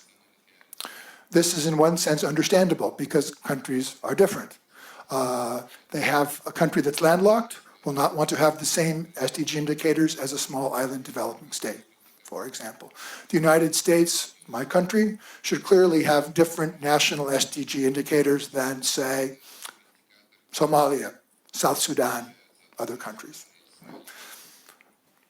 But once we admit that governments should choose those SDGs and those targets and indicators that make sense to them, we also run the risk of opening the door to greenwashing or blue washing or whatever we want to call it.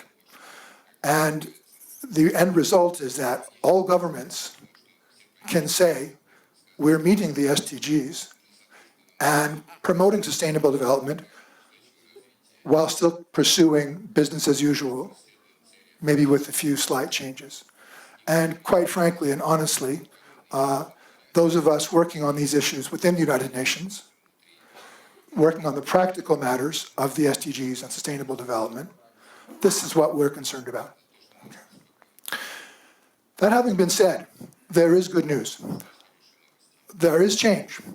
It's not necessarily to be found in the SDGs, because as I said, the indicators are somewhat problematic, but it's to be found in what private companies or commercial companies are doing, and it's to be found in what regions and especially cities are doing. Okay. People working in commerce or the private sector, they're concerned about the bottom line. And it has been mentioned, including by other panelists, that so-called ESG, or environmental, sustainable, environmental, social, and governance indicators are increasingly being used to direct private sector investments. Major hedge funds, major pension funds now are in a situation in which their boards of directors require 5%, 10%, 15% of the capital invested by these institutions be invested in companies that meet ESG criteria. And you can see the importance of this when in the last 2 years, roughly, most of Russia's leading corporates are looking to introduce their own ESG measures in order to remain eligible for or to gain access to these funds. It's not only what's happening in Russia, it's happening everywhere. So the point is, there's money to be made increasingly by adopting energy efficiency technologies, by adopting renewables, by adopting other more sustainable technologies and approaches. And then if we take cities, right? In my country, the current leadership of the federal government is not particularly interested, shall we say, in sustainable development. The current leadership has different things it wants to pursue. Okay, no comment. However, the mayor of New York City, the mayor of Houston, the mayor of Miami, they have to deal with hurricanes, the frequency and severity of which get greater every year. They have to deal with problems of municipal infrastructure that are being battered by climate change. They don't have the luxury of not caring about climate risk, not caring about climate change, not caring about environmental sustainability. So the good news is not that wise bureaucrats at the United Nations, like me, have found a great way to introduce and monitor the Sustainable Development Goals. I think we're making progress on this. It's not so much up to us, the UN, as it is to the governments themselves, but we're making progress with the governments in taking the SDG indicators from something that were totally unfit for purpose to something that is increasingly useful. The true hope is that people who deal with the bottom line in the private sector and people who deal with running major cities are making billion-dollar investments in sustainability. And if there is hope for the future of the planet and a more sustainable approach, that's where I think we have to find it. So this is the perspective of someone who works in the trenches, so to speak, of sustainable development, working with governments, as well as other partners, to turn the aspirations that we all agree with into something that someone ultimately is responsible for and can make a difference and improve people's lives. Thank you very much.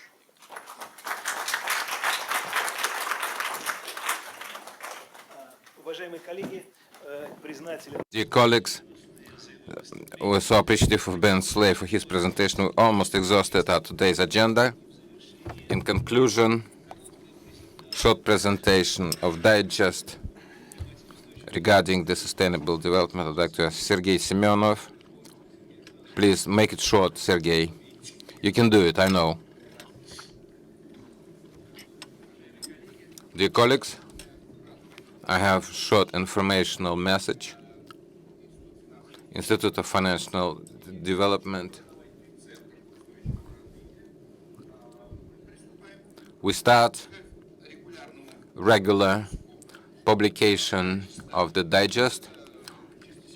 It's a signal copy. The digest will be published in electronic form, roughly 70 pages of relevant information about sustainable development from the standpoint of the most interesting publications related to the achievements of goals of sustainable development and from the standpoint of achieving informational sources, scripts, publications, high-quality publications, information that sometimes it's quite difficult to find in order to learn about the content. Informational sources such as sites, portals specialized in such information sometimes can find in unusual places. You can find interesting things. Honestly speaking, if someone were to do it and I would not spend much time to gain this access to this information in electronic form, naturally, all information is equipped with direct active links from which you can gain access to another website to see the books. The paper version is not planned for. We'll have limited number of the printed copies to have them in the libraries. The goal of the digest, actually, you can mention several goals. If we, different people in different places, learn about the same information, even with the difference of approach to interpretation, we'll have many things in common. This is good. Popularization, of course. The topic of the sustainable development is relevant, interesting, actively developing, and oftentimes SDG may hurt, but what exactly, what's behind this? What do you need to find and dig information, rather to have publication that will have content of this information in universal form? Synchronization of our concept of what's happening. We'll have information about the events that take place and have happened, and those who will be happening soon. So you can know about the content of the events, you can learn about expected new events, and see which are regular, such as section on sustainable development of the Gaidar Forum. First of all, last year and the next years we'll have information about this section. The certain point on integration. We hope that information about the goals of sustainable development, information about different sources and publications will lead us to the position that we'll be able to form the broad spectrum of interesting parties where experts can work on actual problems and the key speakers already mentioned, including the mention of the contradictory nature of this. First of all, we need a goal or process. perhaps both. I like Seneca's expression, if you don't know the harbor, you will not have wind to sail. So you have to have a goal and then find means. Also means of that are being found, unsolved problems that practically are not solved. For instance, who is familiar with the topic of sustainable development goals and the documents certainly are surprised with the complex of indicators accepted by UN. They don't have comprehensive nature. They are numerous, but they are not comprehensive. They are not systematic and diverse, and they characterize separate aspects of sustainable development. Do we need different ones? Yes, perhaps. Which ones? Let's join our efforts, and we'll have our digest. Let's form our expert pool that will manage this multi-plane objective. New indicators, new approaches, new solutions, maybe new modules that can be integrated into educational environment of different countries. If we have the same understanding of what sustainable development is, we might come to universal tools.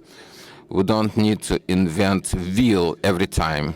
These are several aspects of why we need digest. We started the publication. The first issue came up.